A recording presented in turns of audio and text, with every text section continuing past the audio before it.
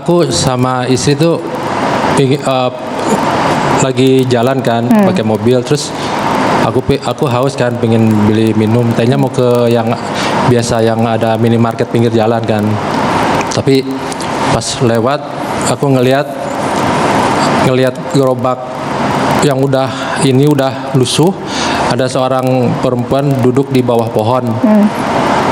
Ngelewat, terus aku sama istri balik lagi yuk, mobil tuh muter lagi gitu, balik lagi kan, muter lagi, ya udah beli sini aja gitu kan, beli. Tapi pas ngelihat gerobaknya itu udah lusuh, terus dia tuh kayak diam gitu kan, kayak lagi ngarepin pembeli datang.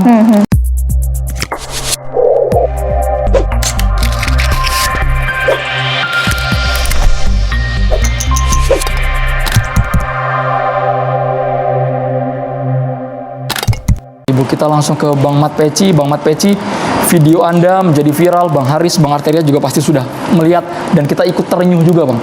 Ketika Anda menawar tapi batas atas, ini langka loh orang. Kita biasanya dapetan korting itu kalau bisa 500 perak, berkurang dari harga itu. Ini nawarnya semakin tinggi angkanya. Waktu itu kok kepikiran, Bang?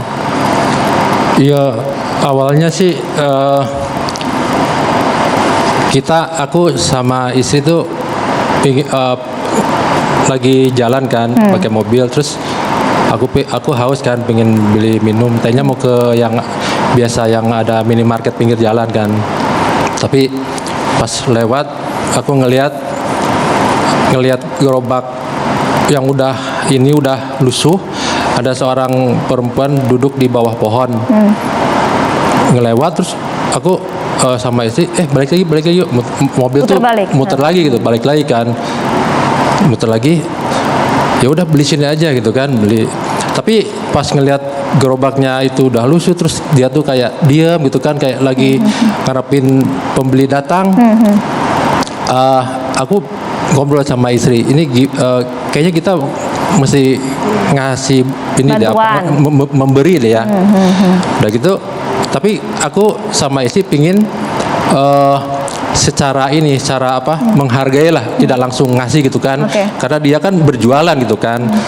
Akhirnya setelah berembuk gimana cara yang elegan, yang bagus, ya udah kita beli, tapi tawarnya tinggi gitu kan. Nah, itu kan akhirnya istri aku sama aku datang. Ketika dia bilang, aku tanya harganya berapa, 5.000, istri aku langsung nawar 100.000 aja kan. Terus kemudian istri aku sampai 200, 300, 400. Dia bingung gitu kan, bingung, kayak mau nangis. Udah aku stop, ya udah aku bayar langsung 500 aja. Udah gitu aku pergi, terus aku noleh ke belakang, dia lagi nangis sesenggukan gitu kan, terseduh-seduh gitu kan, kaget kan. Ya aku juga jadi gimana ya, sedih banget sih, Bang. Bang, itu kan sempat divideokan juga oleh Bang, kemudian disebarkan juga di TikTok begitu ya. Sebenarnya apa pesan yang ingin disampaikan, singkat saja? Ya, memang situasi ini semuanya tidak pingin gitu kan, karena pemerintah juga punya tujuan baik, terus tapi masyarakat juga di satu sisi punya kebutuhan itu kan. Ketika ada aturan yang tidak dibatasi jualannya, tapi harus memberi makan anak istri, ya pada akhirnya ya kitalah yang punya kemampuan untuk memberi atau berbagi. Ya sudah, ya kalau bisanya itu aku bisa itu, ya aku lakukan itu. Nah, kalau kita lihat tayangan tadi cukup membuat viral di media sosial, dan masyarakat kemudian menyoroti bagaimana rasa emosional ekspresi dari Mbak Gita Apianti pada saat kemudian mendapatkan bantuan. Mbak Gita, sempat nyangka nggak sih Mbak viral kemarin? Nggak sempet deh, nggak nyangka banget gitu. Nah, yang menjadi sorotan masyarakat tentunya bagaimana emosi Mbak Gita pada saat mendapat bantuan, nampaknya nggak nyangka begitu. Nah, pertanyaan masyarakat kemudian juga banyak yang menanyakan, memang selama PPKM darurat apa sih Mbak yang dirasakan gitu? Jujur aja Mbak, cerita sama kita, Mbak Gita bisa berbagi juga. Karena ini siapa tahu ditonton langsung oleh Presiden, Mbak Gita ya. Ada anggota DPR juga di sini. Berbagi susah, suka dukanya jualan bagaimana, silakan Mbak Gita. Sudah dapatkah bantuan selama ini? Pernah dapet, tapi udah lama, udah setahun lah. Ya semenjak pandemi yang sekarang itu kan, benar-benar ekonomi saya tuh benar-benar jatuh banget kan. Baik. Karena kalau kita lihat selama PPKM darurat ini informasinya, kalau kita lihat di tayangan video yang sempat viral itu, bahkan dalam satu hari sejak pagi hingga siang hari baru dapat 4 pembeli, Andro. Harganya 5.000, artinya baru mendapatkan 20.000 dalam sehari. Bisa diceritakan, Mbak, kesehariannya seperti apa sih dengan menjual es tebu itu? Ya, biasanya kan kalau jualan waktu sebelum pandemi begini kan agak lumayan lah ya buat sehari-hari gitu kan. Cuman semenjak sekarang yang tadinya penghasilan sehari 80 terus atau lebih, sekarang enggak pernah sampai 50, cuman jarang sampai 50 kan. Kebanyakan kurang dari 50. Baik. Sedangkan kemudian kebutuhan selama PPKM darurat meningkat. Meningkat. Mau untuk daftar sekolah anak kan, Oh, oke. buat beli sepatu. Karena memasuki tahun ajaran baru lagi ya, Mbak ya. Baik, Mbak Gita, ketika Mbak Gita jualan, tadi Mbak Gita mengatakan pernah yang mungkin terpuruk, putus asa ketika jualan tidak ada pembeli sama sekali, Mbak Gita ya.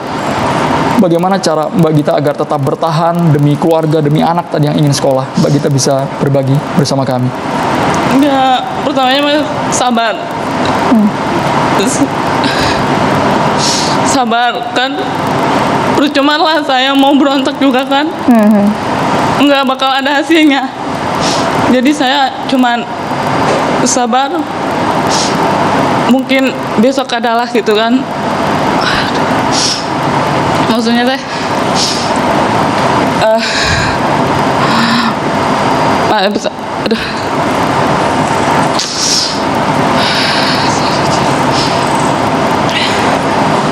Baik.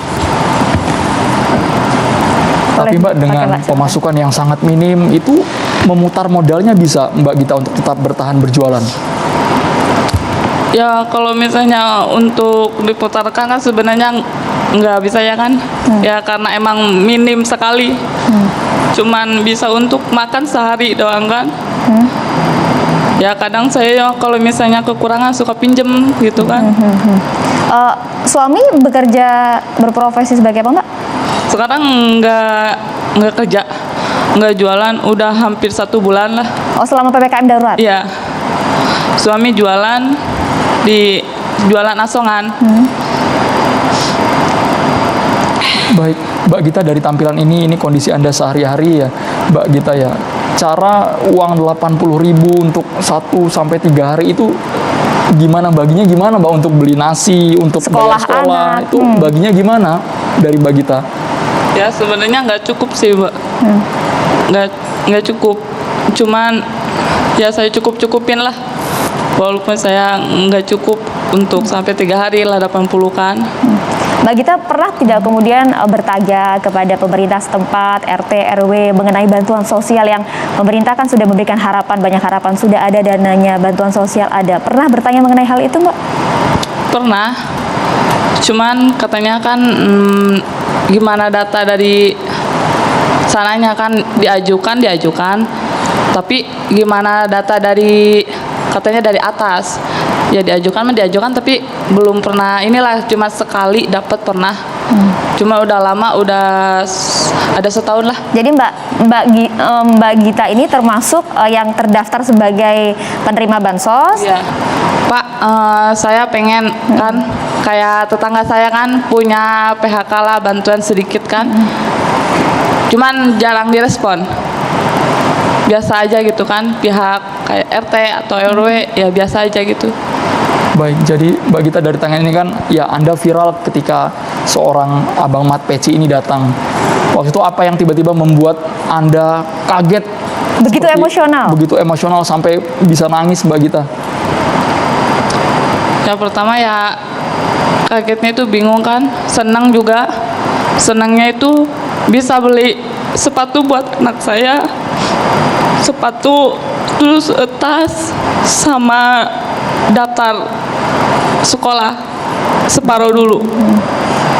Karena memang dalam sehari itu memang baru berapa Mbak pembelinya dalam hari itu? pertama itu 3 kan, terus nggak lama 1 nambah jadi 4.